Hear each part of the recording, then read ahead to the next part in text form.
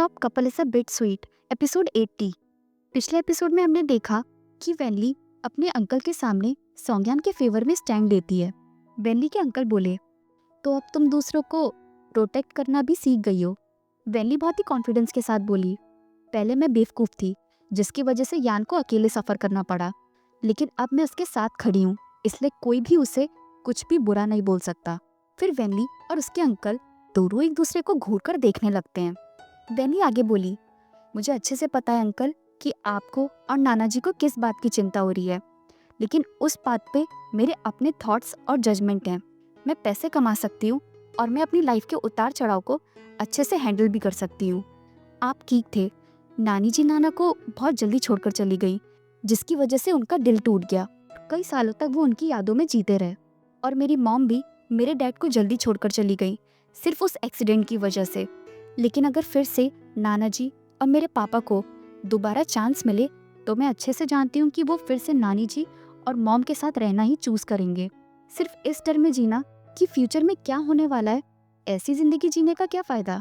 Vainly की बातें सुनने के बाद बेन्यान बोला, हो गई तुम्हारी बातें खत्म, चलो अब घर चलते हैं। फिर वेनली सौंज्ञान से बोली, तुम चिंता मत करो यान, मैं हूं ना तुम्हारे साथ। वही वेनली सोचती है, बस इतना सा, इतनी आसानी से मेरे अंकल कैसे मान गए?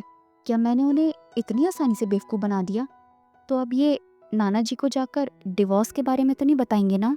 अपने नाना जी के घर पहुंचने के बाद वेनली डरते हुए मनी मन सोचती है, ऑल राइट, जो भी पूछना है एक सांस में पूछ लेना, क्योंकि इस बार मैं यान के साथ खड़ी हूँ। फिर वेनली के नाना जी खांसते हुए बोलते हैं, सौंज्ञान। वो बोल ही रहे होते हैं तभी वेनली बोल पड़ती है, नाना जी मेरा एक सवाल है, आखिर आप सौंज्ञान को पसंद क्यों नहीं करते हैं?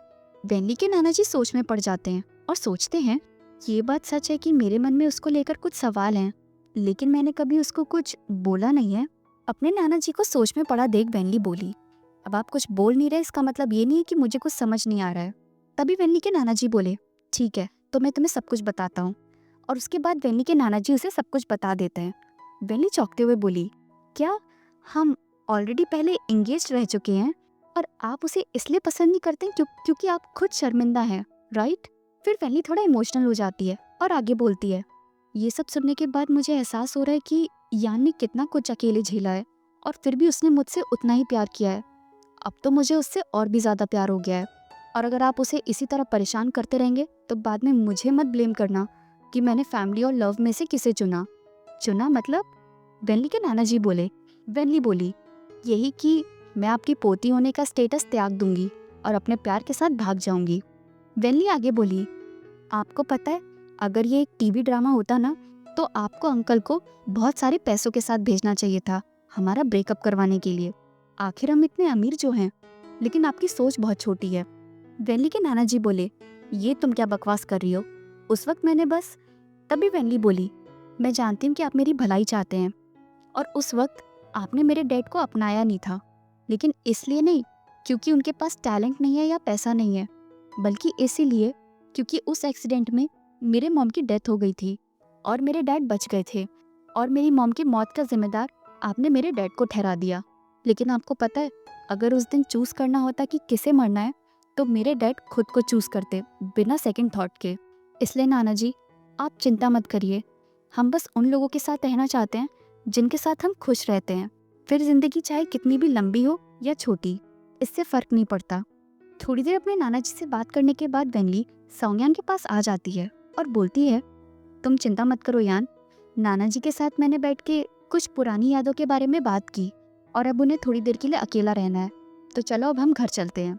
तभी सौंज्ञान बेन्यान से पूछता है, आपने हमारी डाइवोर्स एग्रीमेंट की बात छिपाने में मदद क्यों की? बेन्यान बोला, क्योंकि मेरी भांजी ने मुझे धमकी दी थी, अगर मैं ऐसा करूँगा तो उससे पहले मुझे उसे पीटना पड़ेगा, और मैंने उसे बड़े होते हुए देखा है, तो मैं उसे पीट कैसे सकता हूँ। घर पहुँचने के बाद वेनली बोली, आज मैंने अपने ग्रैंडपा से काफ़ी अच्छी अच्छी बातें की, मेरे मन में जो भी था मैंने सब बोल दिया, और अब मैं तुम्हारे साथ कुछ भी बुरा होने नहीं दूंगी। सौंज्ञान बोला, तुम बहुत अच्छी हो ली। वेनली आगे बोली, हमारी इंगेजमेंट के बारे में ग्रैंडपा ने मुझे बताया था। अच्छा सौंज्ञान, वैसे अपने पेरेंट्स को मनाने के लिए तुमने मेरी काफ़ी तारीफ की होगी ना उनके सामने? सौंज्ञान बोला, नहीं, इतनी भी ज़्यादा मेहनत नहीं करनी पड़ी, तुम हो ही इतनी अच्छी। आखिर कौन तुम्हें पसंद नहीं करेगा? सच में? वेनली बहुत खुश होते हुए बोली। तभी वेनली पूछती है, जब हम छोटे थे तो तुमने मुझसे शादी करने के लिए मना क्यों कर दिया था? सॉन्गयान बोला, क्योंकि उस वक्त मैं अंधा था। वेनली हंसते हुए बोली, तुम्हें सच में अपने बारे में बहुत अच्छे से पता है ना? वैसे आज जब अंकल के सामने मैंने तुम्हारे लिए स्टैंड लिया तो मैं बहुत कूल लग रही थी ना? सॉन्गयान धीरे से वेनली के कान में बोला। हाँ, मैं तो देखकर हैरान ही रह गया। तो क्या अब हम बेडरूम चले? फिर सॉन्गयान वेनली को गोद में उठा लेता है। वेनली बोली, अभी तो अच्छे से रात भी नहीं हुई और हमें न्यू ईयर का काउंटडाउन भी तो करना है। फिर सॉन्गयान वेनली को बेड पर लिटा देता है और बोलता है, काउंटिंग तो हम बेड में भी कर सकते हैं ना? 5, 4, 3, 2, 1। हैप्पी न्यू ईयर जूनियर ली। फिर वेनली बोली, हैप्पी न्यू ईयर सीनियर यान। उम्मीद करती हूँ इस साल तुम मुझे और भी ज़्यादा प्यार करोगे। हाँ, सॉन्गयान बोला। वही सॉन्गयान मनी मन सोचता है, माय डियर जूनियर, मैंने तुमसे झूठ बोला, क्योंकि जितना प्यार मैं अभी तुमसे करता हूँ मुझे नहीं लगता कि इतना प्यार मैं तुमसे कभी कर पाऊँगा। अगर आपको ये स्टोरी अच्छी लग रही है तो प्लीज़ चैनल को सब्सक्राइब और स्टोरी को लाइक एंड शेयर करना ना भूलें। Thank you.